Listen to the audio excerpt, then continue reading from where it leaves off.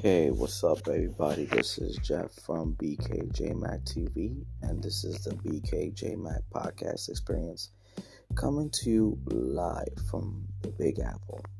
Anyhow, today's episode is sort of a revealing episode. It's a shocking episode. First off, I'd like to send my deepest condolences to RJ Barrett and to RJ Barrett's family. RJ Barrett lost his little brother Nathan yesterday, and it was a sad moment, and I wanted to take this moment to send my deepest condolences. It's never easy losing a family member, so I wanted to take this time and to send my deepest condolences to RJ Barrett's family. God rest that little brother Nathan's soul in heaven. Now moving on to the episode on hand. What I noticed is in New York State law, landlords can basically evict people out two ways from a rent stabilized apartment.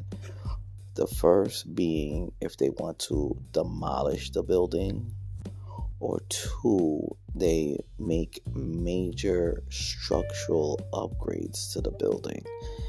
If they do either one, the building is no longer rent stabilized, especially with the major capital improvements. The building is fair market value. They lose the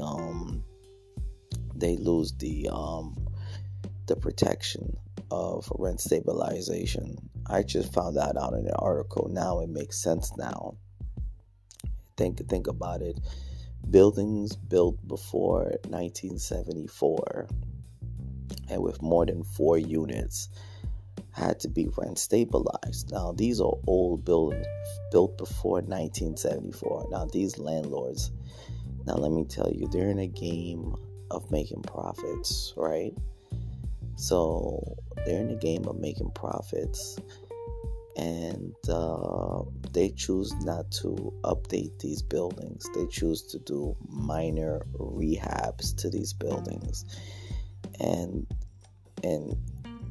it predominantly affects people of color that lives in these buildings, black and brown folks that live in these buildings. And you see the ceiling falling down, you see water pouring down, you see roaches and mice, you see decay. It's like, and you could call them landlords so many times, and they'll do the bare minimum. When they do repairs, they'll do the bare minimum because they know that there's no incentive to basically doing major repairs to the apartment, because they know that if they do major repairs, they would have to take the tenant to court, and it would have to be the whole entire building in order to charge the landlord fair market value for the apartment and the area. And because they know they're not able to get that, they'll do the bare minimum, which is basically force the tenant to live in squalor, basically in grotesque conditions. The city many years ago established this unit called HPD, Housing Preservation Department, and they send out their teams to go out and do citations against landlords who fail to maintain repairs, right? 311. However, the agency should have more authority to do repairs themselves 90% of the time, as opposed to waiting for the landlord, because these landlords are not gonna do much for the tenants, especially in the inner city where the buildings are in basically bad order, because they know what they're doing. They know that they won't get a chance to destroy the building and build a brand new building which they'll be able to charge full market value, or they won't make full structural repairs to the building. Knowing the fact the building these buildings do need to be repaired. So they choose not to. And this hurts tenants in the long term, because it's like, man, tenants got to live in these buildings for a long time in order to pay a fixed price in rent. And meanwhile, employers are not raising the pay rate for the working class to pay the rent.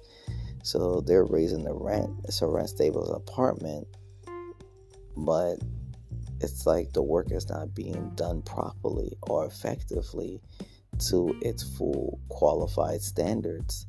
It's why the rich live like the rich.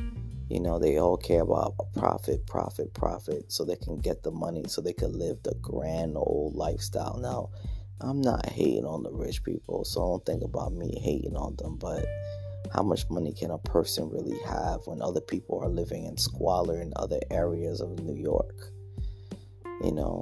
This governor, Kathy, I don't know, I'm just not a big fan of her.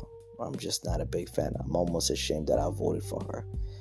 And I hope I'm hoping somebody else challenges her a few years down the line, because I'm not voting for her. I'd rather vote Republican at this point than vote for her. Somebody, please, somebody. But this housing crisis that we're in right now, they're building all these new buildings. And guess what? New buildings being charged fair market value. Now you have to enter a lottery just to be able to get your rent stabilized by the city and the state, because they realize, like, oh, wait a minute, rent is too high. I think there was a political party where it states that the rent was just too damn high.